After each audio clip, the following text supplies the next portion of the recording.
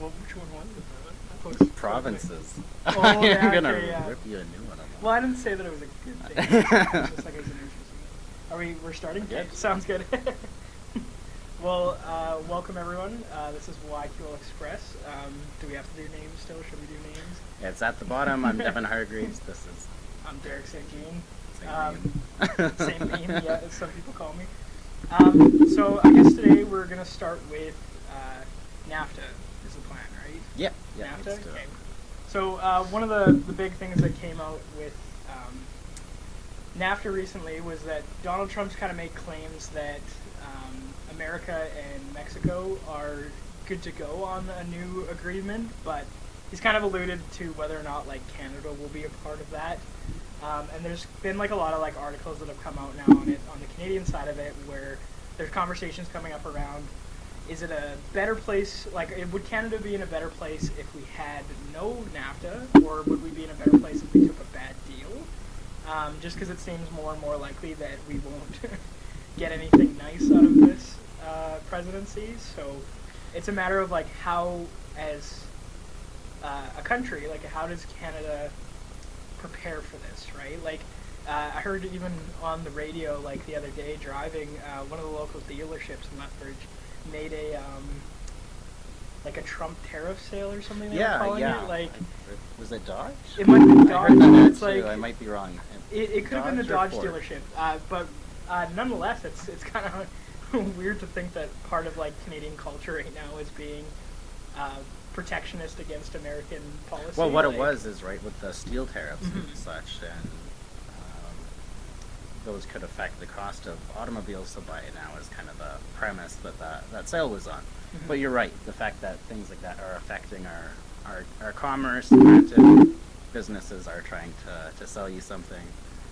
Maybe not necessarily the best to jump into buying a vehicle if you weren't planning on doing it already, but Yeah, and it's one of those ones where it's like, yes, like businesses are like obviously just gonna operate like as a business, but it's weird that like this is a concern that they have to have, if that makes sense. Like, it's one of those things where it's I don't think in my entire life have I ever heard something tariff like that. sale? Like, you know what I mean? Like, yeah, like where it's like they're prepping for all these like new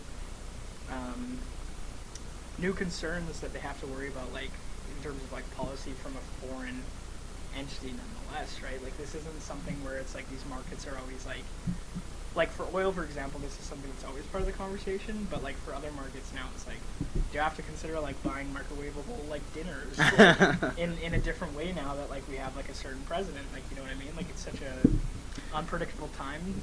yeah, definitely. I don't Politics. know if it would have been the first time. We've had trade wars before, but definitely the first time that I could remember as well, where it's such a big thing. What I want to know is if Trump's getting all chummy with Mexico now, is are we going to get the wall or not?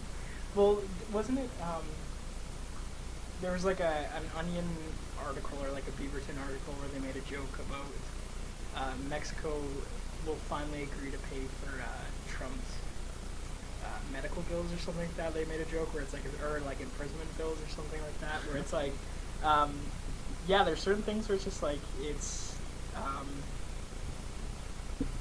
tough to like, it's tough to gauge where this presidency will like lead any like North American country at the moment, if that makes sense, where it's like so much of what they're asking is just like unreasonable, but then at the same time it's like that country does have enough sway that it's like they could put us in a place where we don't have a choice, you know what I mean? Like, should we be in this place? No, but are we? Yes. Like, it's it's a tough place to navigate, but Definitely. Well, and did you hear Trump's latest on Monday? He sat down with he had a dinner with a bunch of evangelical ministers, and he said that there will be violence if the Republicans lose the. What are they having right now? The midterms. Midterms, yeah. Let's pull a bunch of preachers into a closed-door dinner and preach fire and brimstone to ministers. That's kind of like the opposite of church, with the separation of church and state. I was gonna say, like, that's definitely something that's like,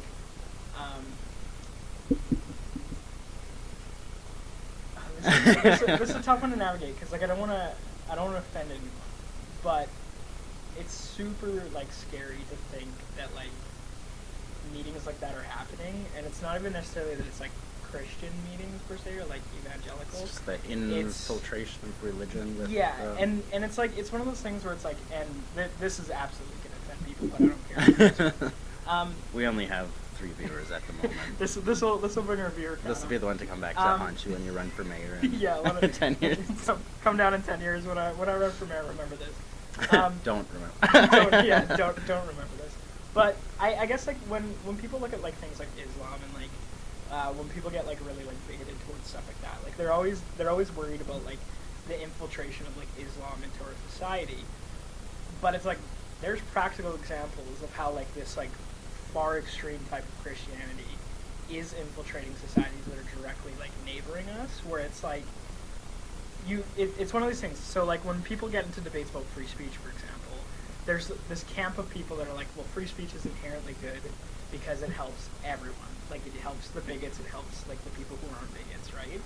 It's kind of one of those ones where it's like now you have to ask like, are we fighting a trench war? Or are we saying that like Christians aren't allowed in politics, or are we saying that Muslims aren't allowed in politics, or is it a matter of like no religion? Like, but we all want our rights, and we all want to be able to discuss our views, and I think where the gray area comes from is people believe that their religion is so inherently part of who they are and part of their view set that for them free speech and being able to express their views includes being able to express it with their religion.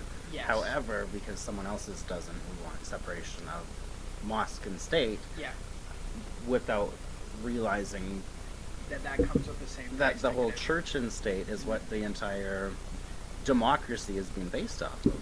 Yeah, and like we're kind of at that point where it's like I think that entire like frame, like there's a lot of frameworks that are changing politically, but I think one of the ones that definitely is like being challenged is like what role does like faith play in politics? Because you're absolutely right. Like in one regard, it's like being a person of faith or being like an organization of faith. Like you still have like interests, you still have right? a voice, like, and you still have a voice, and you still have a voter base, and you still have things you need and concerns you have. But or even if you don't, if you appeal to that voter base based off of I'll support your moral like standpoint. you're like because you can support like a concept without directly supporting a faith that just so happens to be something that would align with the faith, right? So things it's less like, common to see. That would be a little refreshing. But. Yeah, but well, I mean, like with like conversations around abortion and like death penalty stuff like that, like you can support that concept or one side of that concept, while not directly supporting a religion, but inherently you are supporting that value of that religious base, right? Definitely. But then it's a matter of like how much sway does faith have in politics, and I think with this current like administration in America, I definitely say there's a privileging of like Christian voice, but then white is that Christian voice? Yeah, of a particular Mike Pence style voice, but is that a matter of like is that directly favoring them, or is it just so happen to be that those are what the elected officials are, right? Or like, is it Trump trying to appeal to that voter demographic? Yeah. I don't think he cares who he appeals to as long as it's the majority that'll vote. Yeah, and that's definitely a question to bring up in like Western societies, right? Is like which religion holds the biggest base, right? It's like for the longest time is Christianity. Like you can see the influence of Christianity in all Western states. Like our legal system is based around like punishment, which is a very like Christian like concept, like of punishing people who have done wrong and stuff like that.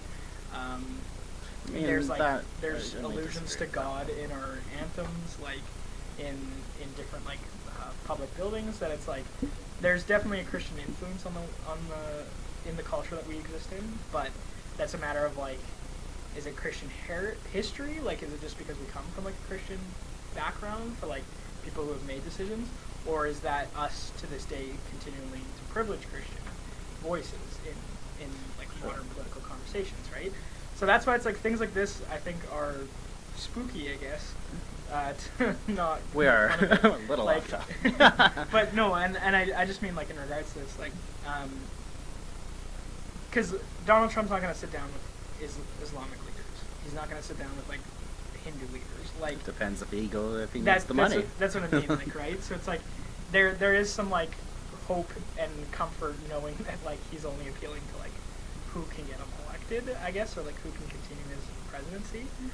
But it's still scary, I guess. Like for me personally, like this is something that like makes me tense, and it's not I hate Christians and all Christians are bad, but it's more just like why are these people like in this room, right? You know what I mean? Like, but Yeah. And then back to your comment about Trump not being sure about Canada. I think today was a great example of that. The Trans Mountain Pipeline got shut down. They actually, they've been working on it for a while. There's been protests, things like that. They actually officially launched their build on the 27th. So we're talking 3 days of official construction before it gets shut down on an appeal to the Supreme Court, which is, I wouldn't say that it's all that common. That's the top court in the land. And they did it because they felt that there wasn't enough. And I don't want to get too far into this because we talked about it very heavily on our last show. It was due to the fact that they didn't feel First Nations had been consulted appropriately or thoroughly enough, and Wales. and Wales. Yeah. Okay. But like, Yeah. isn't there like a huge, Let me elaborate on the Yeah, I was second gonna say portion. there's a huge like. So the Wales. well, no, the proposal that had initially been approved, right, didn't factor in the shipping that would be going out of BC. Okay. So they didn't take into environmental impact studies or anything like that, the effect it would have on marine biology. Okay. So just completely overlooked that when the pipeline got approved.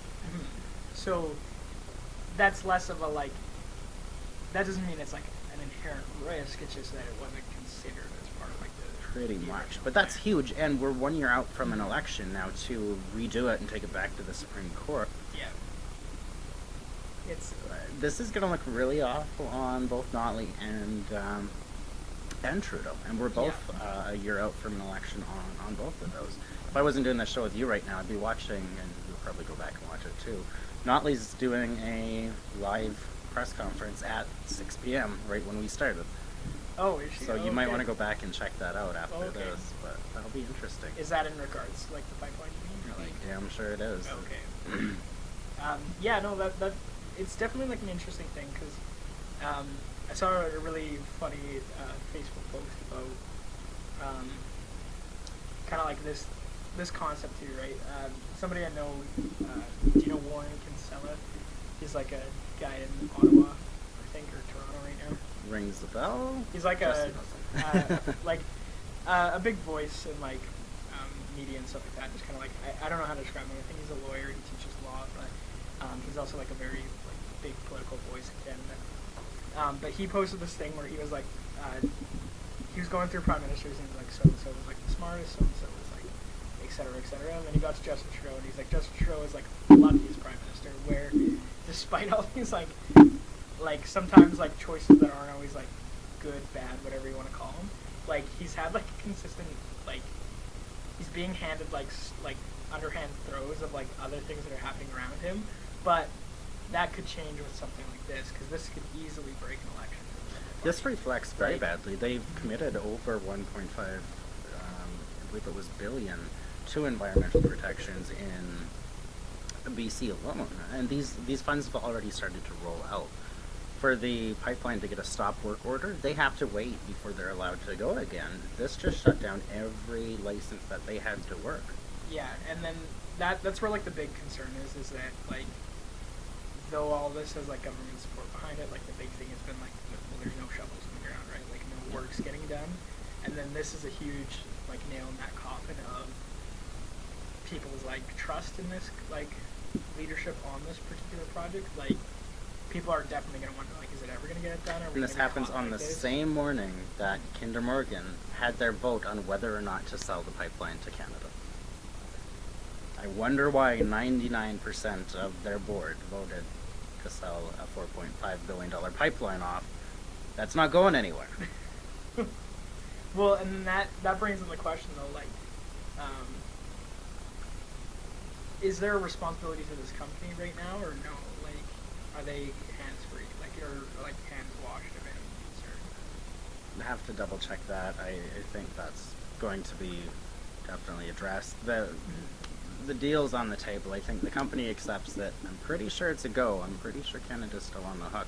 We'll touch on it more on our next show, and especially after what Notley said has a chance to rattle out. And Yeah, because this is all like new to us right now, so like this is just happened. but Notley was appealing so far to the right or the progressive conservative kind of base with pipelines and let's get oil moving, let's keep this economy on track, things like that, where, and we've discussed this before, a lot of the true left felt that they were sold out as far as the environmental side of things, and now we have Kind of this middle ground that we wanted, I guess. she doesn't like, have the far left, she doesn't have the far right, the moderate is what she needs, and now we don't even have a pipeline.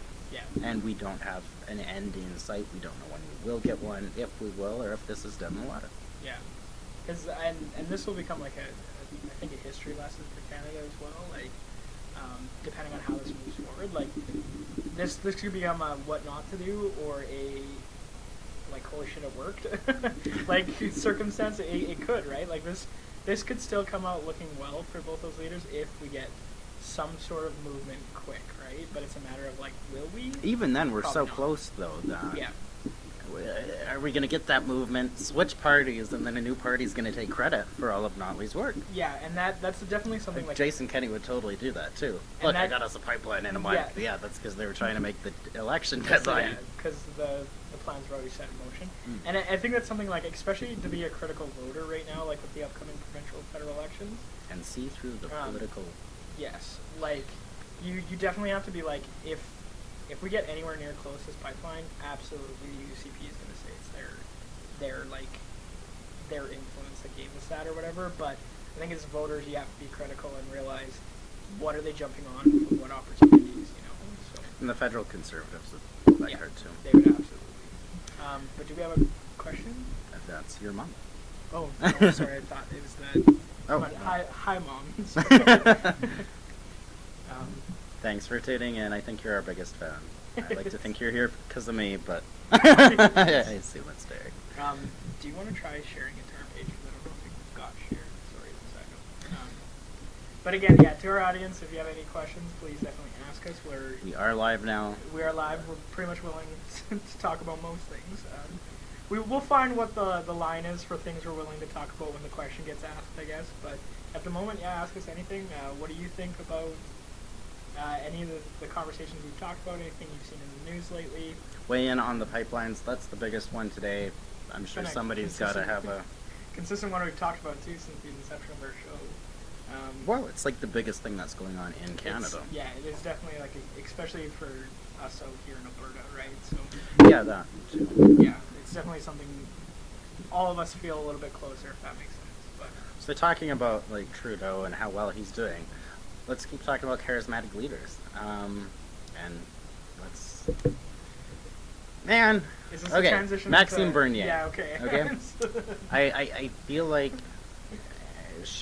Andrew Scheer, the leader of the Conservative Party, could have come out on top of this one a little better. So we have tweets that people are saying are racist. We have things like that coming out of Bernier. Scheer just goes on the record saying he doesn't speak on behalf of the Conservative Party. He speaks as an individual. And then he leaves Maxime Bernier to quit the party, do a press conference, and grandstand. If Scheer had just kicked him out of the party, he wouldn't have had nearly as much airtime as he got by walking out and leaving and giving a press conference saying that they're morally, or that they, he pretty Like much said the not- Conservative Party was past reforming. Yeah, yeah.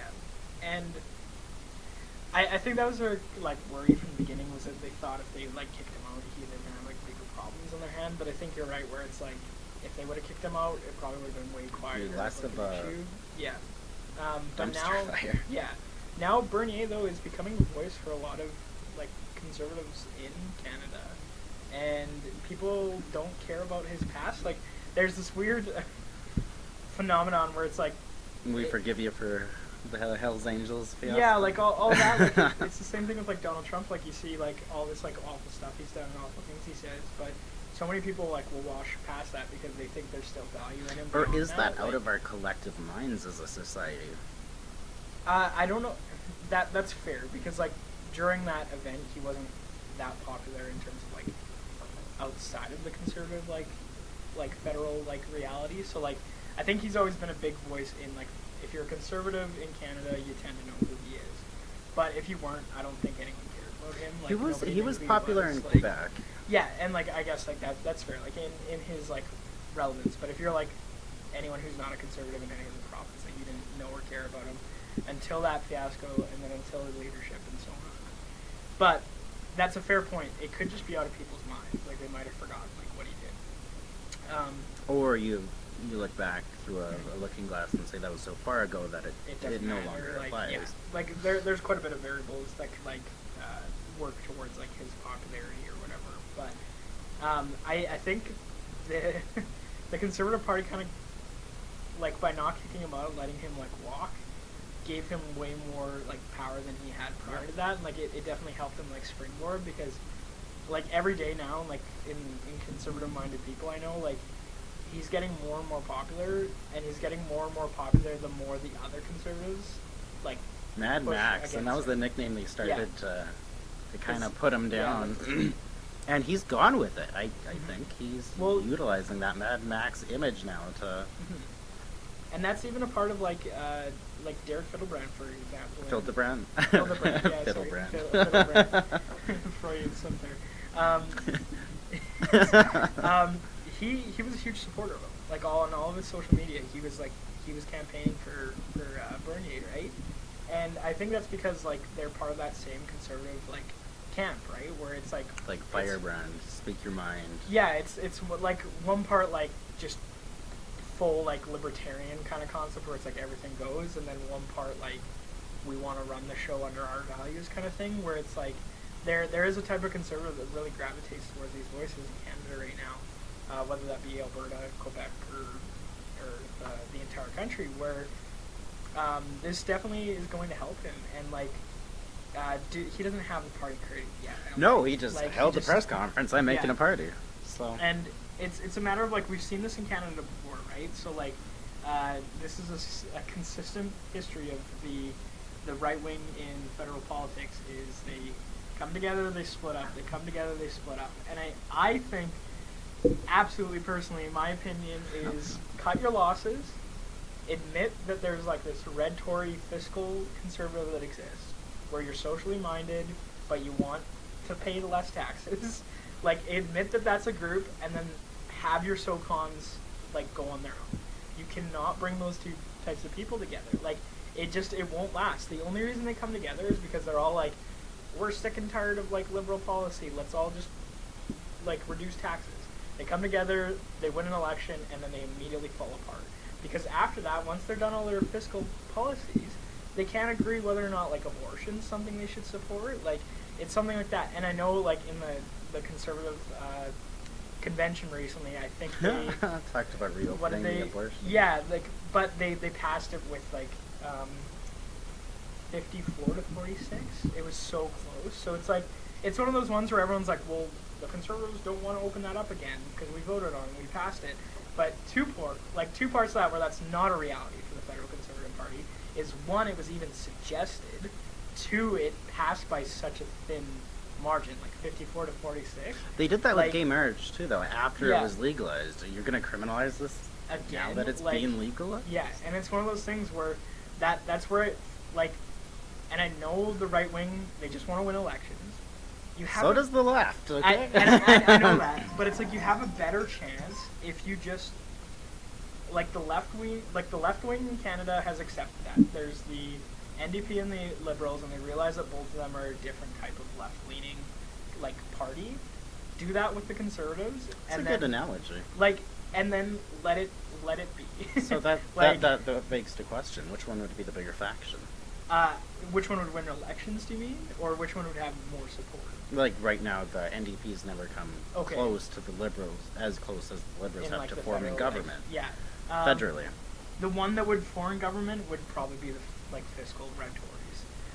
The SOCONs will never form a government in Canada, in my opinion. Red Tories might actually have a chance of stealing support from the NDP or from the Liberals. That's what I mean, right? So it's like if the Conservatives just accepted that and they split and they like focused on being like that red Tory fiscal and then that SOCON, both of them would do fine with their respective factions.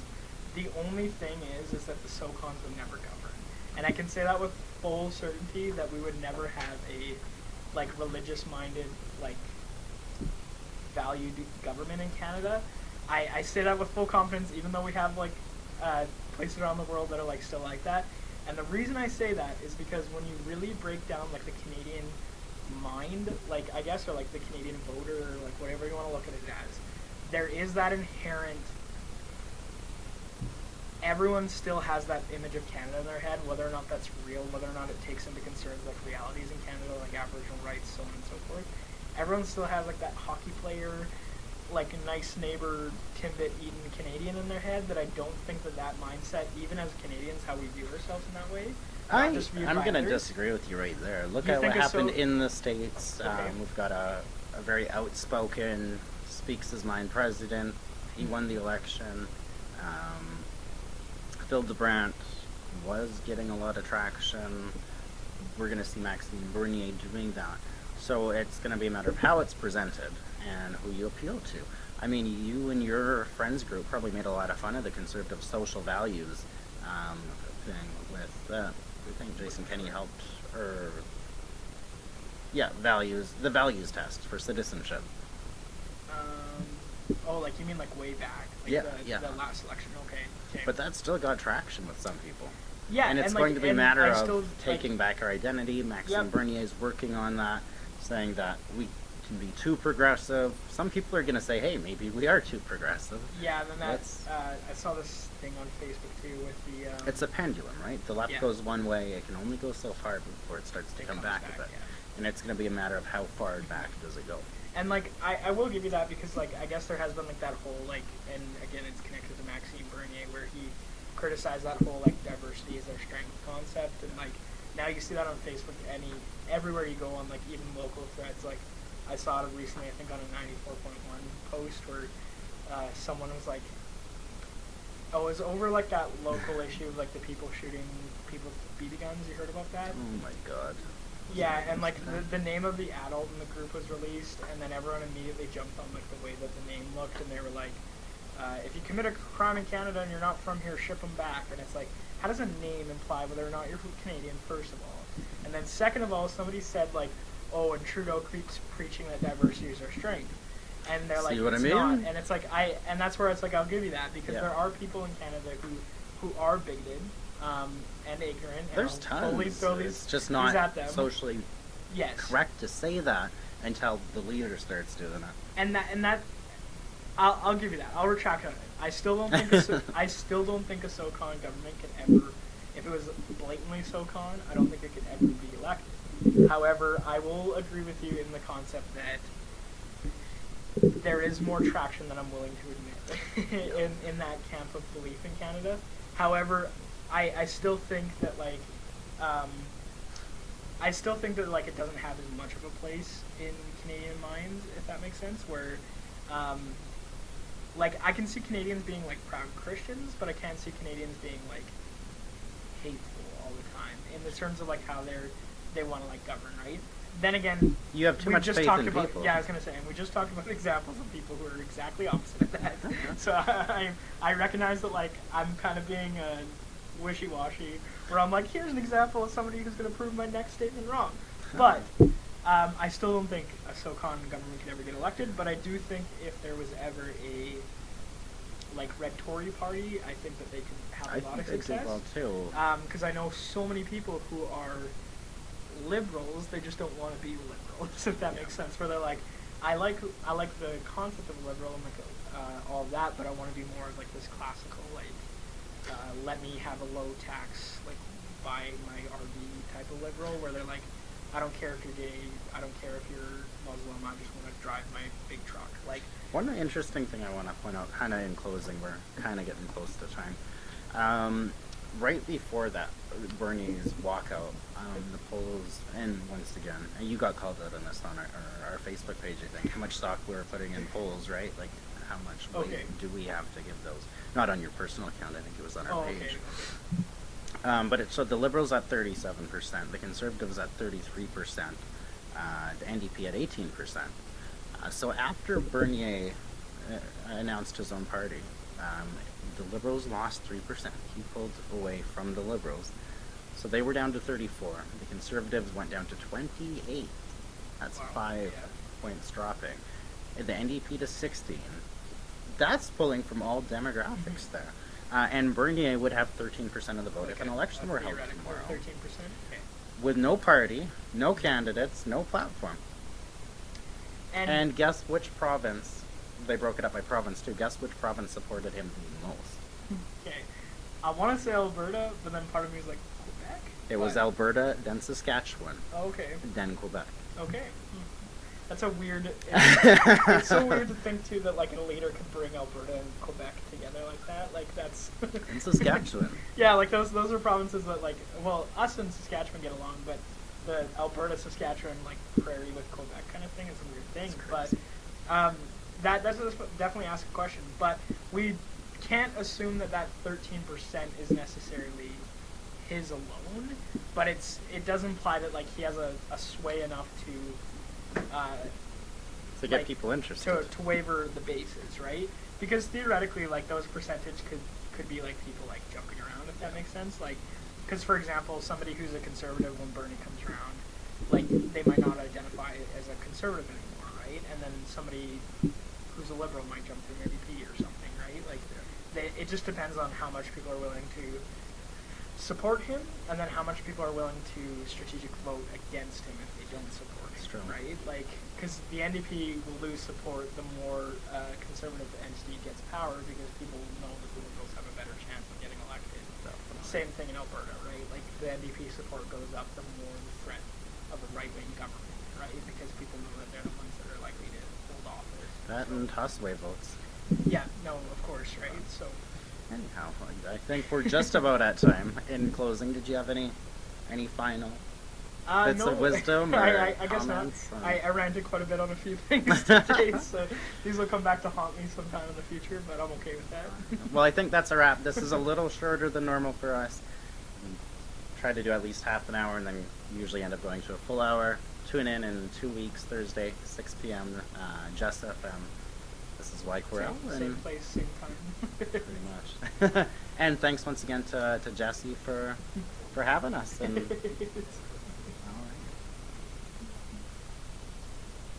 the divine would do.